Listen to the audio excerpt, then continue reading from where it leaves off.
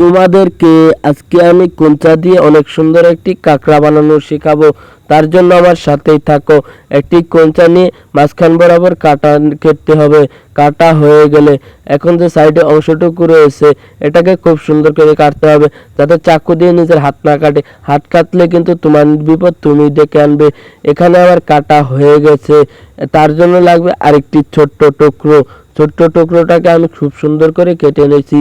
কেটে নেওয়া হয়ে গেলে সাইডে যে অংশটুকু রয়েছে এগুলোকে চেঁচে দেব, যাতে এটাকে মাঝখান বরাবর আমার খুব সহজেই বসানো যায়। তার জন্য এটা হয়ে গেলে আমার লাগবে একটা জিনিস।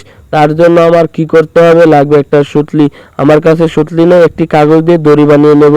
দড়ি বানানো হয়ে গেলে এর মাঝখান বরাবর সুন্দর করে একটি গিট্টু দিয়ে দেব, যাতে এটা এখানে না খুলে, এবং কি সুন্দর করে বানটা দিতে হবে যাতে শক্ত হয়, যাতে ফসকে না যায়। ফসকে গেলে কিন্তু জিনিসটা তোমার হবে না। আশা করি তোমরা বুঝতে পেরেছো। এটা দিয়ে খুব সুন্দর করে বান দেওয়া হয়ে গেলে এর সাইডে যে অংশটুকু রয়েছে এগুলোকে কেটে দেবে, যাতে ভালো দেখা যায়। এতে খারাপ দেখা যাচ্ছে। এটা হয়ে গেলে এখন এটার ভিতরে কাপড় লাড়তে পারবে খুব সুন্দর করে। এটা দিয়ে কাপড় লাড়লে তোমার কাপড় মাটিতে পড়বে না। আশা করি বন্ধুরা বুঝতে পেরেছো।